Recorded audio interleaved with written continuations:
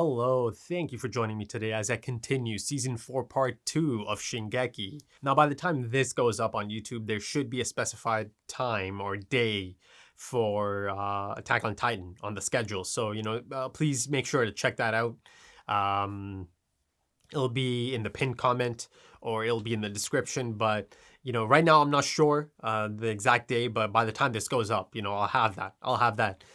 In there in the schedule. So really happy to be in that position, right? It's been a bit of a rocky start to the first, 4 episodes at this point. But, once this goes up, it should be stable after that, right? There's going to be a specified day for Shingeki, as there should be. So I'm happy to be in that position now. And also, before I get into the episode, if you're interested in full length for this episode or perhaps full opacity, consider checking out patreon.com. The link is in the description or the pinned comment. Also, there's a link to my Twitter page or profile in the description and the pinned comment as well. So consider checking that out. In terms of a recap, there's only one place, right? By the end of the last episode, Zeke said he's going to try and fix Eren, right? Using the founder's abilities. So yeah, something quite incredible is about to play out here. If I'm to go by that setup, I think that's all the recap I really need. I'm just really excited to jump into this and kick off the new phase of scheduled Shingeki, Season 4 Part 2. So yeah, thank you for joining me and I hope you enjoy.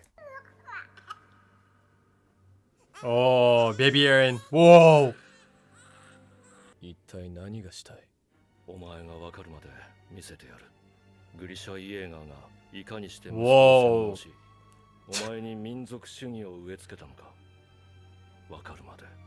I'll fix you, huh? Yeah, this is about to be an eye-opening experience for Zeke, isn't it? He is not going to find the thing he's looking for. Whoa! Look at that.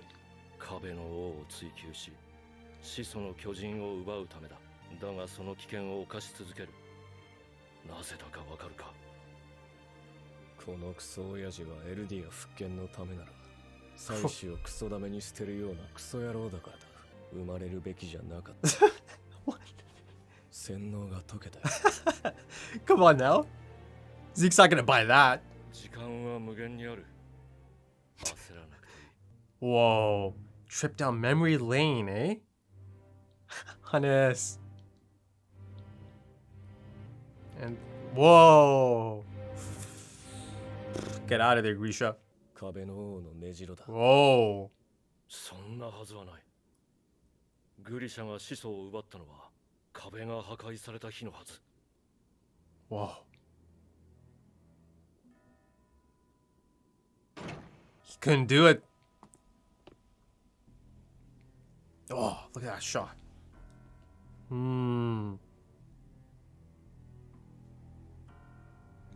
Whoa, is Baby Eren? I think Baby Eren could see Eren. 二人目の息子は愛されていたらしい。復権派の使命を This is insane. 俺とはまるで大違いだな。さすがに前回の失敗を踏まえているようだ。本来のお前ではなくなった。No, Zeke. There is only one original. Eren has always been this. Oh.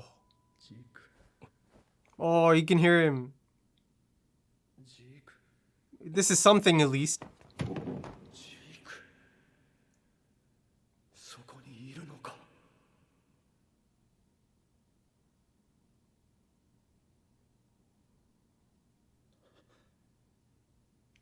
Even Eren was surprised about this.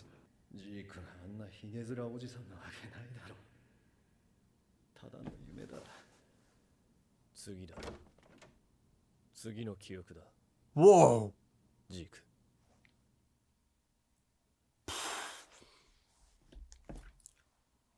I'll listen to the intro in the next episode, but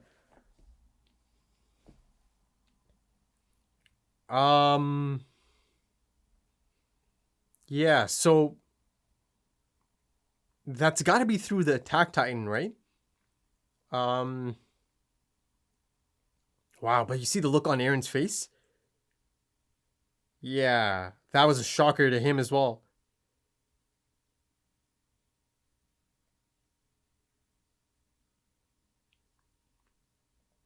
So I think that might have been that whole notion of, you know, kind of reliving a memory that's so like transportive that it feels like you're there, right? They kind of set this up in the last episode, and of course, a long time ago in season 3, part 2. Wow. That's insane. I was about to just settle for, you know, Zeke kind of hearing him apologetic like that in his dream. But no, he stood up and he saw Zeke. But if he is reliving a memory or seeing it, it's got to be through, whoa, memories of the future. I'll come back to that later. グリシャはお前を愛し、自由に育てた。お前は父親に洗脳なんてされていなかった。There it is. だとしたら、なぜお前は俺を裏切った？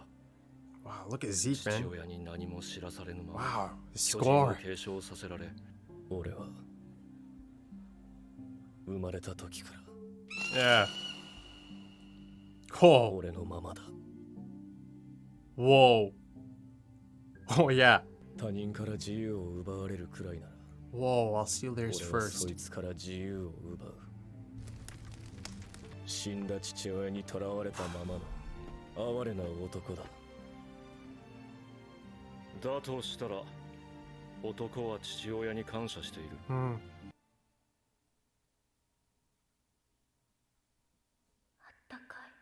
He's blushing.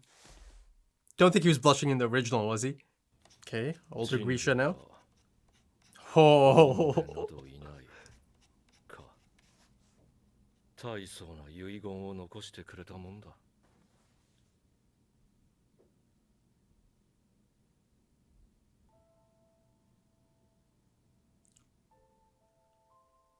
Oh, okay, so he's seeing himself in the third person then, isn't he? Much like how Eren was seeing himself from Kruger's perspective and his father's perspective, right? Beside his shoulders, left and right.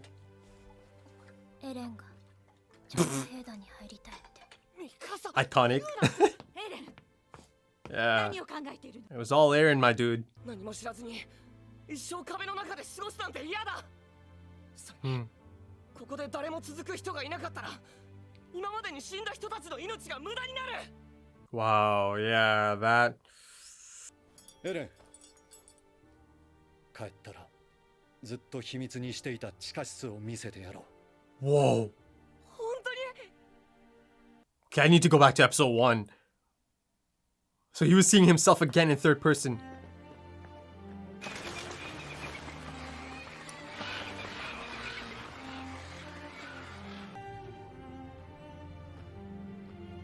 There's a reminder, essentially. Whoa, look at this, look at this. Oh boy. The continuation of this scene, huh? It always felt like unfinished business, didn't it? She was thinking. There it is. Wow, the Jaegers.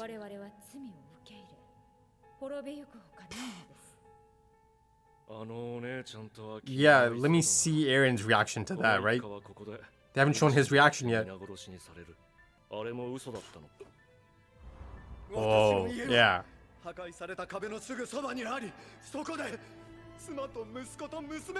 And daughter.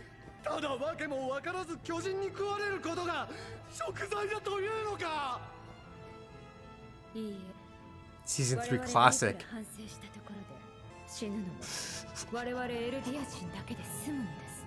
Yeah, he can feel his presence. Meaning he's again seeing himself from third person at that point.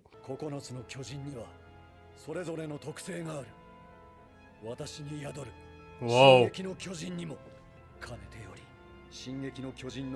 Yeah. The elusive Shingeki no Kyojin.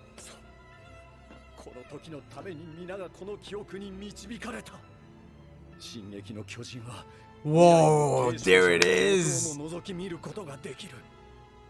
Glimpses of the future.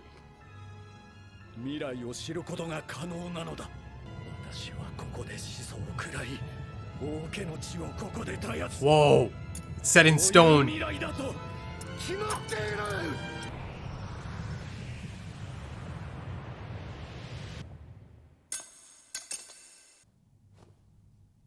He can't do it. Right, they showed a quick glimpse of those kids. 私に子供を殺すことなど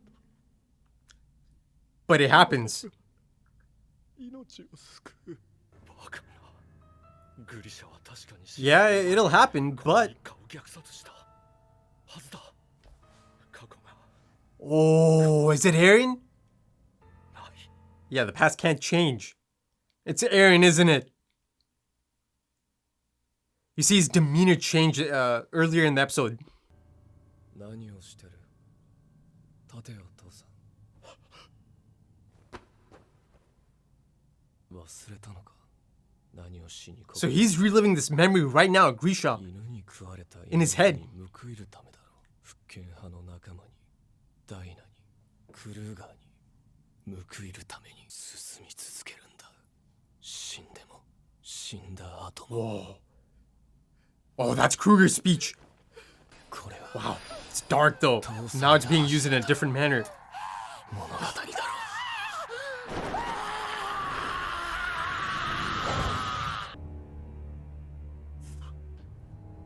It was Eren this whole time. Sins of the father? No. Yeah, that's how it happened, Zeke. Whoa, look at that expression though. You know, Eren himself realized this earlier as Grisha noticed Zeke in the basement. 小さな子も潰したカマキリレイスケを殺したぞ父親以外はこれでいい All but their father. エルディアはこれで本当に救われるのか Wow. Incredible voice acting there. Grisha Jaeger, man. 見せてくれないんだ壁が壊されること壊される日を彼らの安否を Whoa. Okay, so it's like selective, 本当にこれしか道はなかったのか like picking and choosing essentially. この先お前の望みは叶わない叶うのはエレンの望みだ何を言っている？ Memories of the future, right? 先の記憶を見たしかしまさかあんな恐ろしいことになるとは Stampede of the Titans, he's seen it.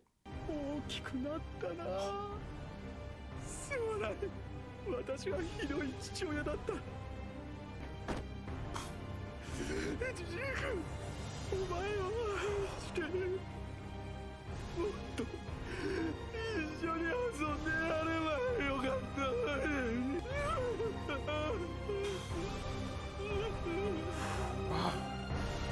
This is incredible. どうぞエレンを止めてくれ But Eren allowed that. Whoa, young Eren. He's chained, but he looks like he's in control. Oh. Wow.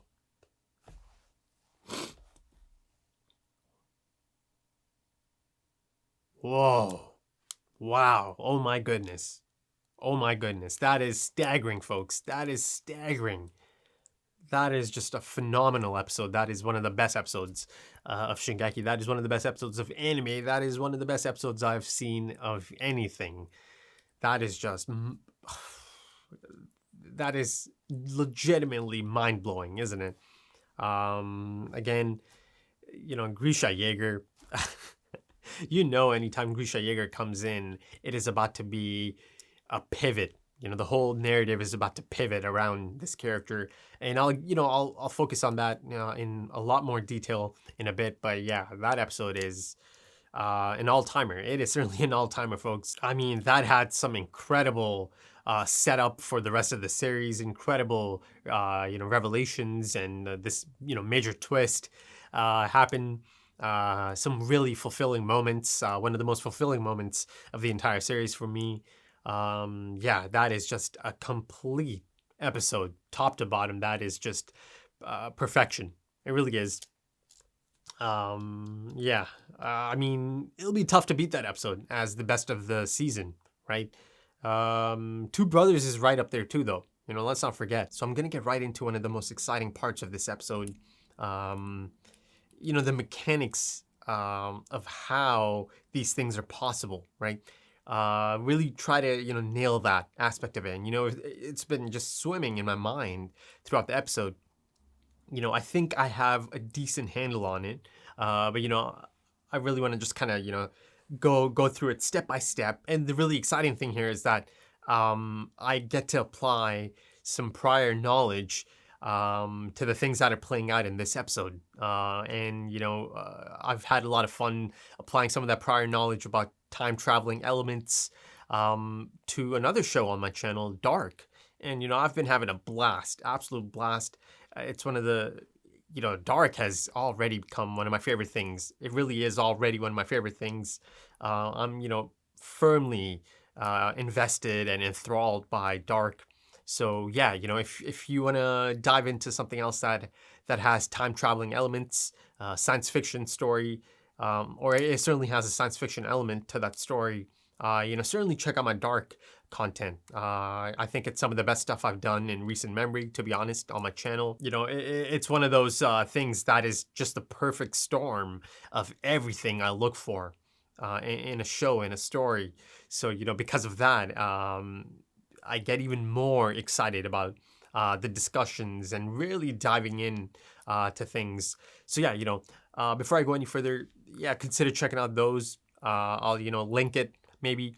But yeah, check those out if you want more talk about time travel elements, right? And the different possibilities and the different things at play. So yeah, maybe check those out. But, let's circle back to Shingeki. Now, I've been mentioning time travel. There isn't actually any physical time travel going on here, right? There's no physical temporal displacement at play here. But there is this memory travel aspect going on here. And of course, a lot of the same elements apply to this. A lot of the same time traveling elements apply to this situation, right? Yes, they're not physically time traveling. They're actually just, kind of going through memories, but a really unique set of things kind of allowed something quite incredible to happen or play out here. So based on the things I've been shown here, it looks like this is a good old bootstrap paradox at play, meaning it is predetermined. It is set in stone. The ink is dry. Everything that is happening is something that was always meant to happen leading up to that future that has been revealed to Grisha Jaeger from a future iteration. I mean, not an iteration, but future Eren, essentially, right? Not this present Eren, but a future Eren that has triggered the Stampede of the Titans. And then, of course, in that sense, yes, now the show is explicitly basically confirming that, yes, the rumbling or the Stampede of the Titans is going to happen. A future Eren has initiated the Stampede of the Titans, and that's a terrible reality Grisha Jaeger is speaking of. So the fact that they've shown us, or they've established that, yes, that is the future, it is happening, or it is going to happen. I mean, in this case, it is happening. Basically, the past, present, future is happening at the same time. It's playing out at the same time, simultaneously, essentially. So yeah, the moment they confirm that, it is happening in the future, this makes it a bootstrap paradox. Everything is predetermined, right? There's just one timeline, right? And everything that is meant to happen is happening, right? Or anything that is going to happen is something that was always meant to happen, and it's going to lead to that future. Essentially everything that's happened here, including Zeke bringing Eren into the memories in the first place, it was always meant to happen, right? And maybe it's not exactly a predestination paradox, but there are some elements of that in there, right? Again, before anyone jumps in the comments and starts going, oh, okay, no, that's not a predestination paradox. I'm not saying it is, but it has a semblance of it in it, right? If you think about it, Zeke, who is essentially bringing Eren into the memories, right? Into Grisha's memory specifically, in an attempt to, make him realize that he's been brainwashed by, that terrible father of theirs, right? He brought him in there for that reason, to open his eyes up to that. But, by bringing Eren in there, he ends up, making it possible for him to actually manipulate Grisha, right? Or brainwash Grisha, right? He's the one who's controlling Grisha, right? Again, it goes back to that notion that no one is manipulating Eren. Let's go back to season 4, part 1. I've been, I remember I said that, or I mentioned that in multiple post-episode discussions. No one is controlling Eren, man. This man is in control. Eren is in control, right? He's the one manipulating. So, that's why, I brought up the point that, Zeke should be careful here and not underestimate Eren, right? Because it would be foolish to count Eren out, or not count him out, or, assume that Eren doesn't have a part to play. So essentially a semblance of predestination paradox in there, right? Zeke is trying to make something happen, but by, taking him in there and trying to make something happen, he actually ends up playing a pivotal part in actually making the thing that he didn't want to happen, right? This made it all possible, right? Eren getting the Founding Titan from Grisha, and Grisha had to get it from Frida, right? And this was only possible because Zeke brought him into the memories. Again, no one knew, right? Zeke didn't know about the Shingeki no Kyojin, the Attack Titan, right? And the capabilities of that. So, even though it might not be a full-blown predestination paradox in a actual time traveling, narrative or setup, in terms of physical temporal displacement, there are some elements of that in here. Zeke unknowingly bringing him in here to do one thing, yet it ends up being the cause or a major, pivotal moment of making something else happen, something Zeke did not want to happen, right? So yeah, it's in there. But, in this kind of situation, in a bootstrap paradox, or in a in a timeline that is kind of predetermined, set in stone. Again, it also brings up that whole, concept of determinism. Whoa. Yeah, that is something else entirely, another topic that I'll, get into, and how it kind of sheds a light on Eren, and his character and his, motivations, and this path he's on. Yeah. More on that later, but in a lot of time traveling stories, be it, books or films or shows, in that kind of situation, you always have characters, almost always have characters that are not going to accept that they have no choice in this, that everything is already predetermined. There's always characters, and, you want to see that, right? You want to see that. No matter how, futile it might be, it's always intriguing to see that, to see characters that are against it, or not ready to just lay down and accept it, that they have no choice in this, that it's all set in stone, it's predetermined, and that there's no free choice here, right? Yet you see that is not the case here, right? There's, again, I mentioned predestination paradox, right? And that's a thing that kind of happens, right? Say a character does not accept it, does not accept the nature of the bootstrap paradox, or the predetermined nature of this timeline they might be in, and they say they time travel to the past and try to change things, right? But in that sense, in a predestination paradox, that basically means that them traveling to the past and trying to change something ends up being the cause of that thing happening in the first place, right? So since everything is set in stone, it's predetermined, they've shown us the future. Grisha knows the future. He's mentioned it to Zeke at the end there. It means everything that's going to happen before that has to lead up to that future that has been established now, firmly established, that is set in stone, right? You have the future over here, Stampede of the Titans, future Eren, right? That is set in stone, folks. That is set in stone. I think the story is explicitly telling us that at this point, meaning if that is set in stone, everything that happens before that is something that led up to it, right? But in my example of a character trying to change that, that would mean even if they think they're trying to change it, they would end up playing a part in making that happen, right? Bootstrap paradox and then the predestination paradox. But again, there's no, there isn't a character here that is actually trying to change anything. In this story, in this moment, in this bootstrap paradox, you have a character who is following the path, right? You have Eren Yeager who is perfectly following the path that has been laid out, right? He understands that, these things need to happen. These things need to play out. These specific important moments need to play out in this manner for that future to happen, to take place, right? And it is taking place, right? Again, past, present, future happening at the same time, playing out at the same time. So this present timeline Eren is essentially playing his part. He is following the path that's been laid, and he is making sure that it gets to that point, right? Or it is going to get to that point, that's a given, but the steps taken here are necessary, right? They need to happen, they need to go down, and they always go down, right? In this setup, nothing here is changed.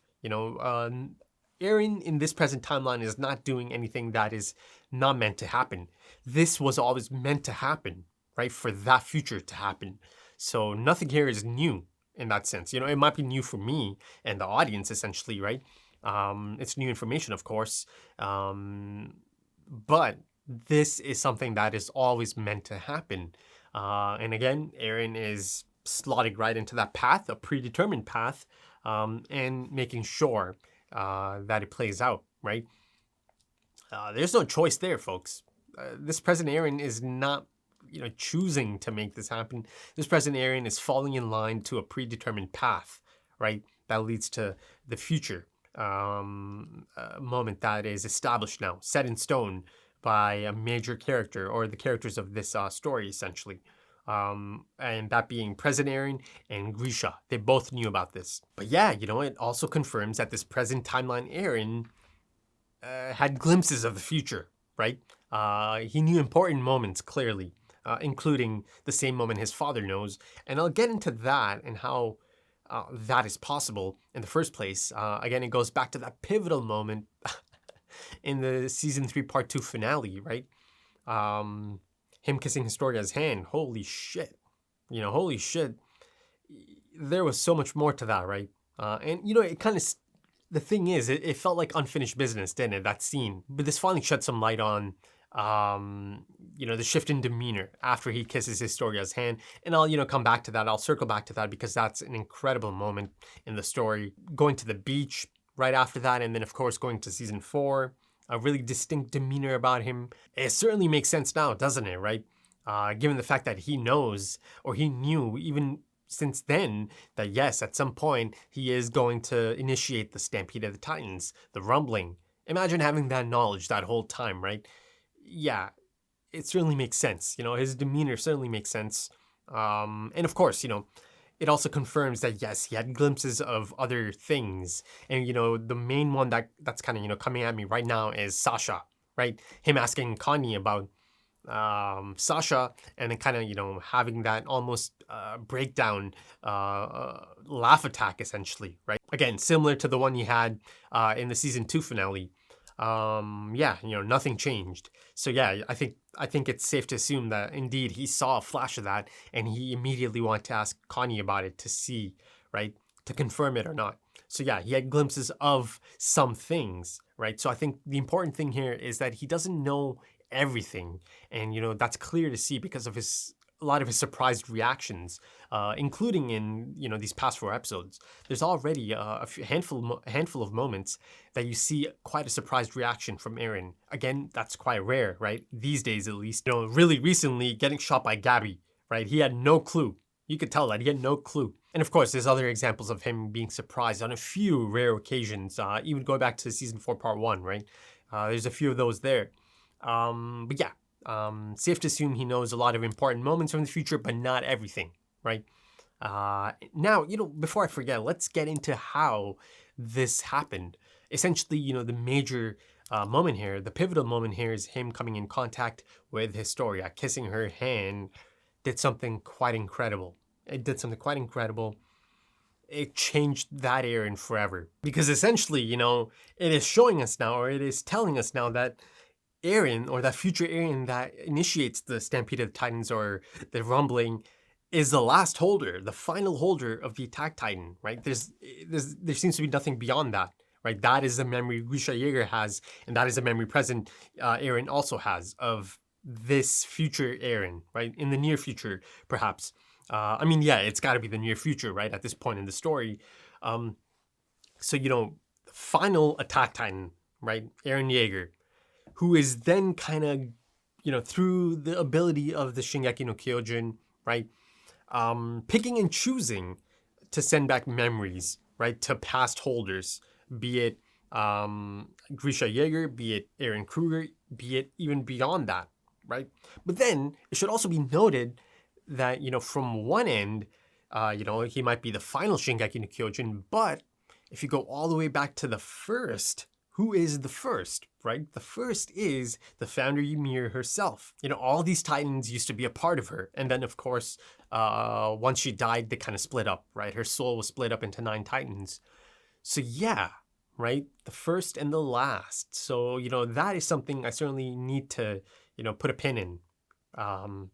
The founder Ymir being the first Shingeki no Kyojin, and then, Eren Jaeger pretty much being the final Shingeki no Kyojin, right?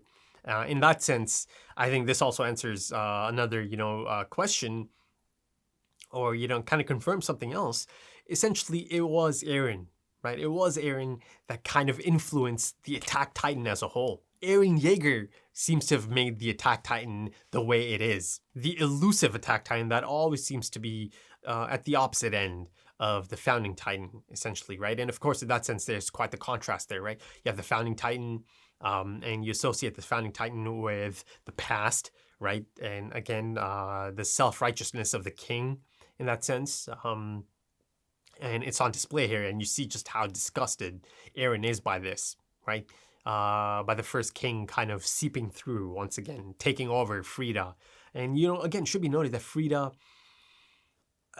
the look at her face, you could tell, yes, she wants to listen to Grisha, and she is receptive of his pleas. But again, that moment happens and they get taken over, right? And, a bit of a different look for Frida in a few moments. Again, some of the character models are a bit off again.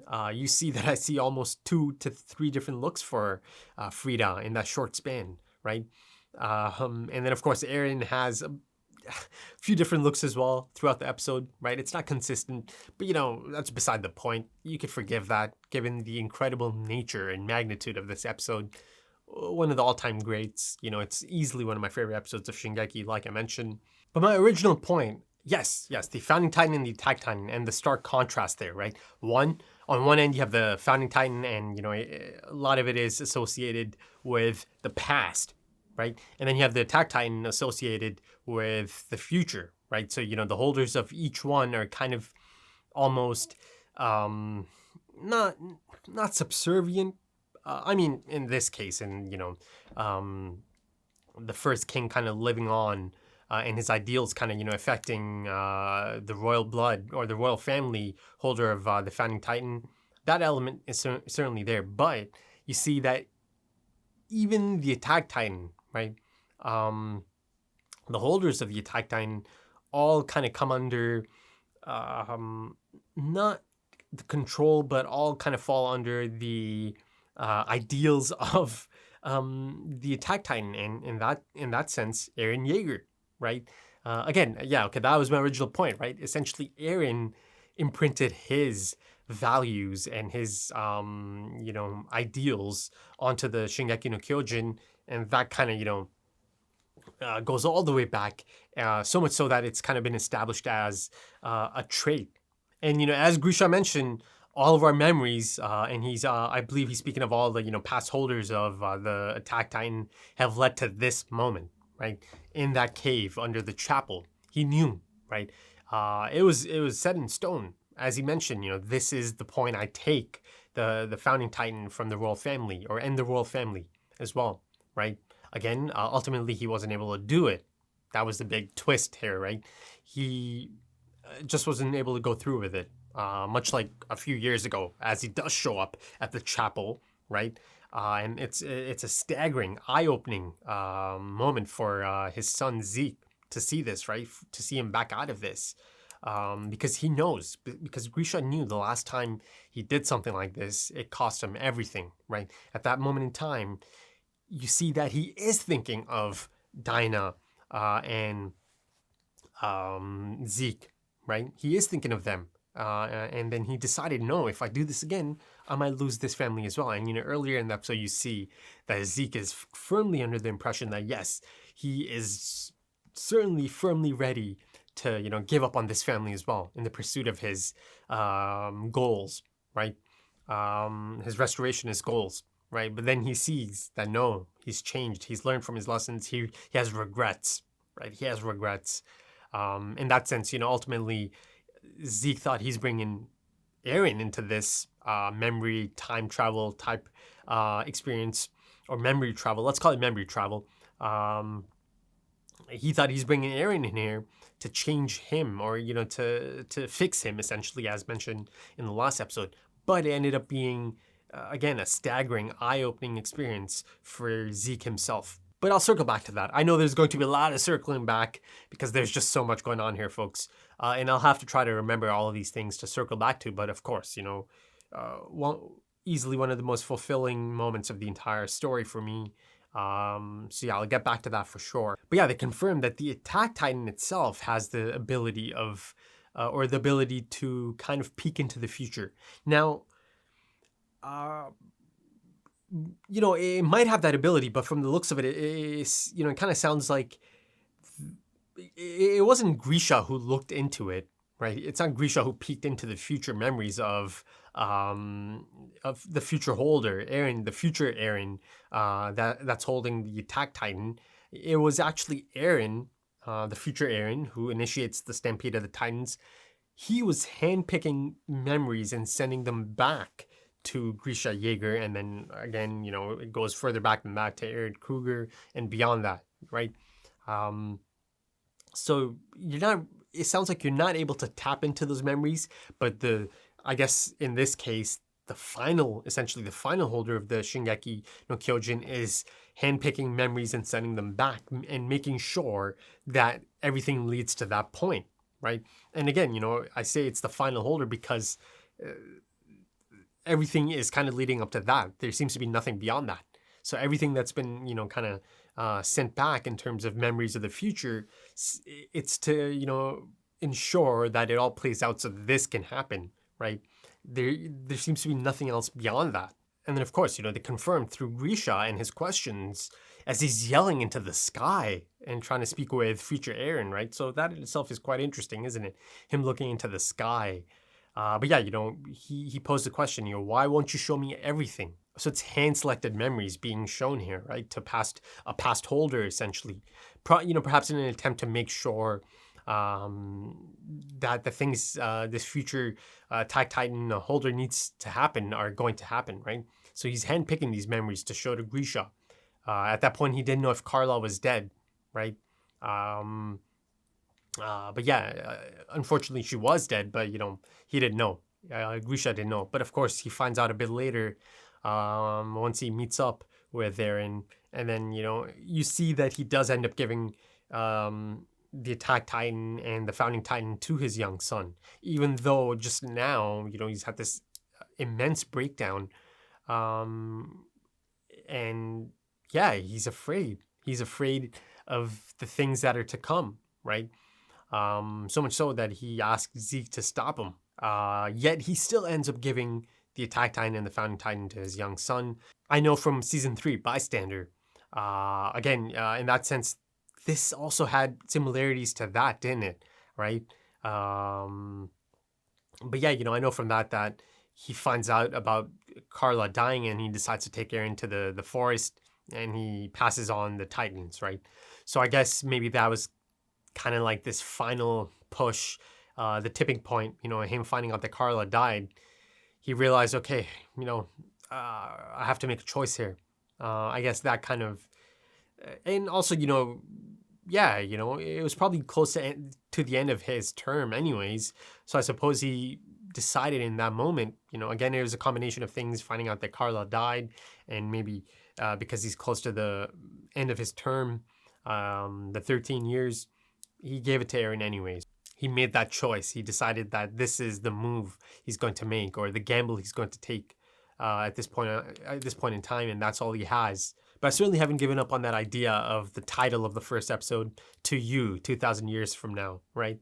And again, Eren has all those dreams, memories of the future, right? Eren himself is having those memories, though of course it should be noted he does not have that Attack Titan at that point in time. So yeah, let's put a pin in that. That's not the focus of this episode, but I kind of wanted to bring that in real quick. Now then, I need to circle back again. Let's kind of get into how this is possible. Now, again, it's not really a mystery anymore. I think they made it quite clear. Essentially, Grisha Jaeger was sent hand-selected memories from the future, right? From future Eren Jaeger, Stampede of the Titans Eren Jaeger, right? Rumbling Eren Jaeger, essentially. And Grisha Jaeger had those memories, right? Memories of the future. But then Eren, present timeline Eren, was able to tap into that. He was able to tap into his father's memories, right? Or those memories kind of opened up to him once he made contact with Historia. And of course, those visuals are presented here as well. You actually see it from Eren's perspective, right? The hand kind of comes into the frame and he grabs the hand. So yeah, that was a crucial moment. Those memories opened up for Eren. But as those memories opened up for Eren, so the memories opened up for Eren, and in doing so, at that point in time, memories of the future also opened up to Eren, because at that point in time, his father had those memories of the future. So this Eren, present timeline Eren, also saw the future, or saw memories of the future of his future self. And at that point, everything opened up to him in terms of endgame, essentially, right? And some of the major moments leading up to that, perhaps. Again, explaining his demeanor from that point on. And it kind of recontextualizes that moment at the beach, doesn't it? Right? That's him almost kind of coming to terms with the things he's seen. If I destroy all our enemies on that side of the sea, as he knows it's going to happen, the rumbling is going to happen, are they going to be free? Right? That was the question he was posing. Now after, learning the things in this episode, yeah, that scene is just haunting, man. That is so haunting. Him knowing the things he knows and asking that question. And I actually see a quick glimpse of that Eren, a quick flash of that Eren from that moment. You see a really quick glimpse as he kind of ejects Zeke out of those memories, essentially, and they go back to the Path Realm.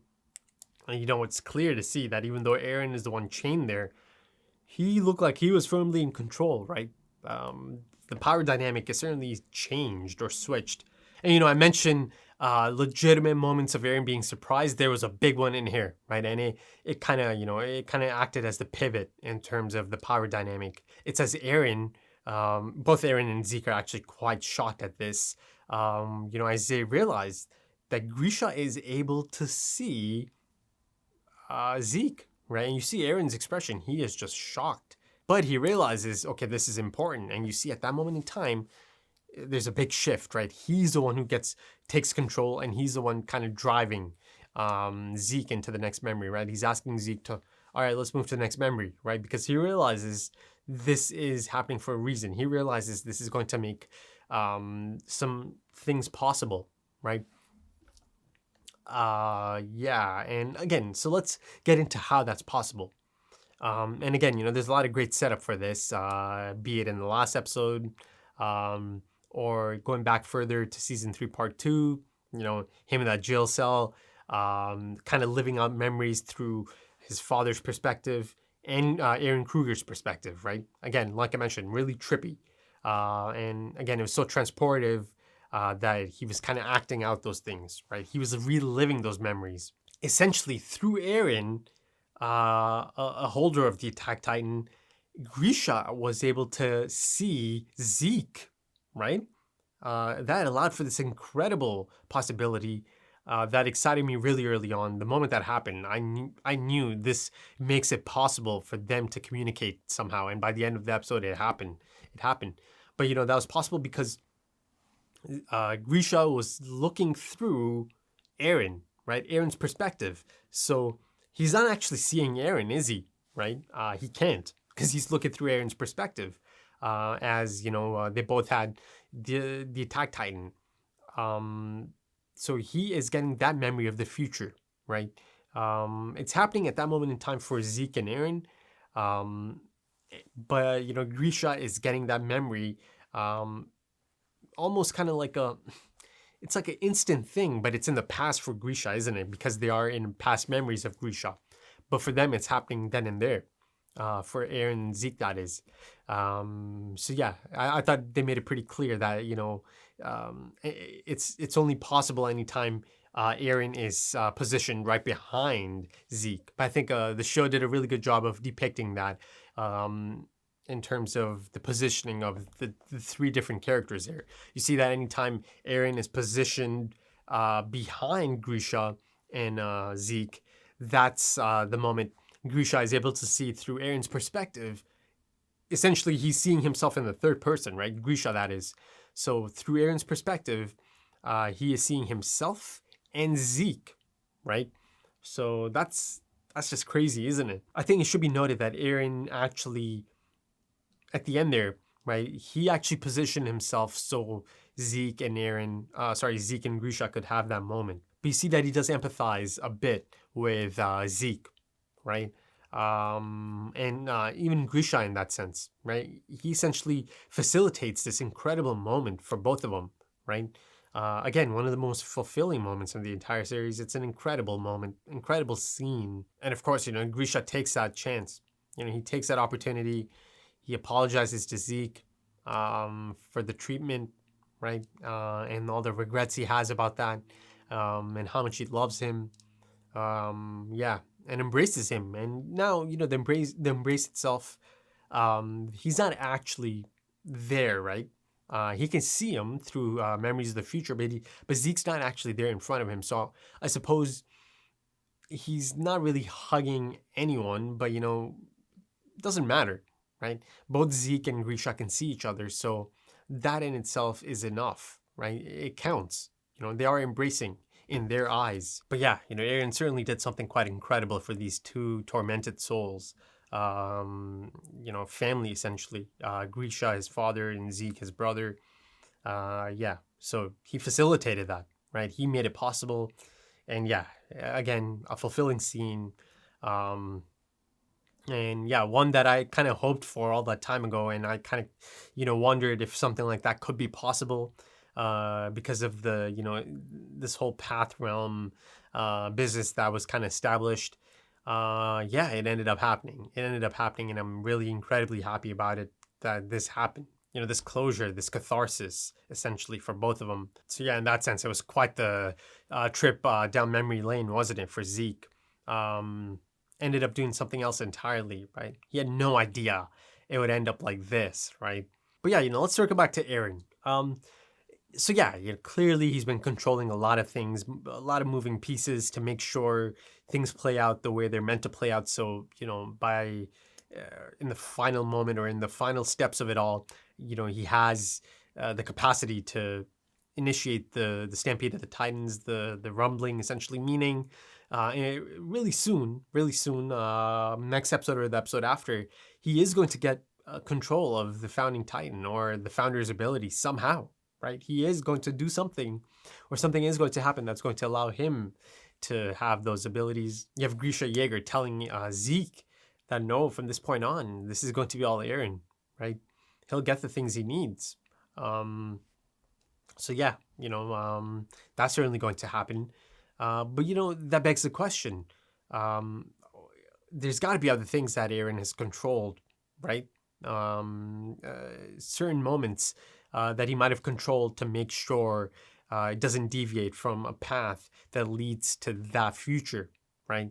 That's happening. essentially, Eren getting the Attack Titan and the Founding Titan. Everything he did is for, that moment. So then, of course, later it could be utilized to initiate the Stampede of the Titans. So yeah, it'll be interesting to see if they go into that. Other things he might have manipulated, right? Or kind of guided, essentially. Yeah.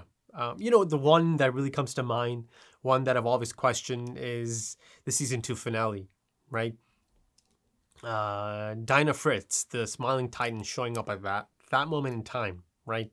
So let's see if there is any connection there. I mean, I know from this episode that indeed Rod Rice was left alive, right? And it goes back to that question I posed all the way back in season 3, part 1. It is a bit strange that Rod Rice got out of there. The rest of his family got just absolutely smashed, right? And just brutally murdered, essentially. It wasn't a pretty sight. It was not a pretty sight. And it wasn't Grisha. It wasn't Grisha who wanted to do that. You see the effect it had on Grisha, right? Yeah, he was a broken man as he's kind of limping out of the Titan, and he's having this breakdown and incredible voice acting, some of the best I've seen.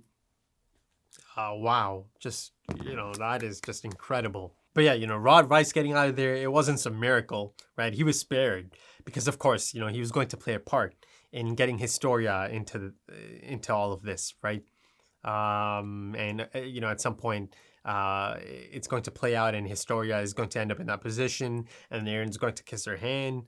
Boom, right? He gets memories of the future from his father, who got memories of the future from a future Eren, right?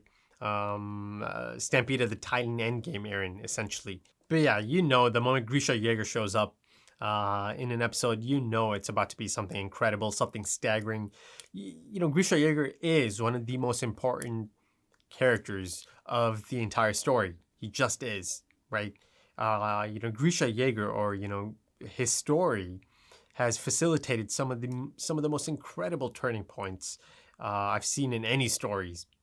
Not only just Shingeki, just anything in general, right? It pivots around him and his appearances and recontextualizes just the entire nature of the narrative, doesn't it?